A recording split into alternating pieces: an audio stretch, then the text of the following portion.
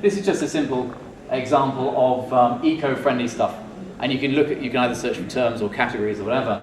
Then in 2006, 2007, it went up by a factor of 5.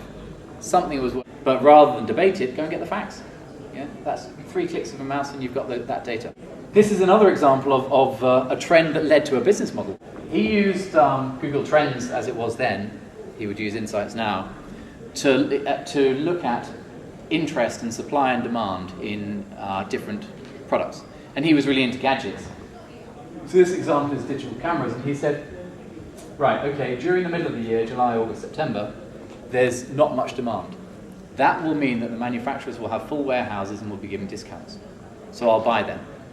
And then he said at Christmas, or thereabouts, there's enormous demand. You won't get any discounts from anyone because everyone's products will be flying off the shelves. So I won't be buying then, I'll be selling them. And he's basically just buying and selling gadgets and using this kind of demand trend to get better, always buy at the cheapest price and sell at the highest price. Another example is the maxi dress. Maxi dress apparently is a really big thing. But you can sort of understand the subtleties as to, what is it working, is it growing, is it shrinking, where's the trend? You can tell it's not really a winter thing because there's not much demand in winter, or maybe it's set this year. You can see 2007, big interest in maxi dresses during the summer.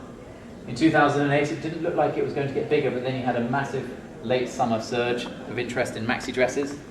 And 2009 looks like it's exploding in terms of interest. That's useful data. You can do things with that. Bear in mind, a lot of companies these days buy things from China on a sort of 8-week cycle. You can actually see what's happening based on the trends and actually manage your procurement cycle based on the trends you see in Google. There's some very clever, I say very clever, it's not that hard, but I mean, it was a clever idea at the time. There were some guys in America who said we're going to try and forecast how big a box office hit a film will be by looking into Google Trends. And they got the data, and they basically now can forecast the billings on the opening weekend of a new film to within plus or minus 14%, which apparently is much, much more accurate than anything that's gone before, just using Google query data. Very nice. They now sell that data to the film companies. And they probably get quite rich on it too.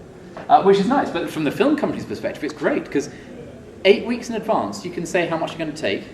You know how much the film costs to make. You can say, right, the marketing's not working, the PR's not working, I'll change the plan. In the past, you just stuck to the plan, and then you saw what happened. Now you can adapt the plan every day, depending on the trends.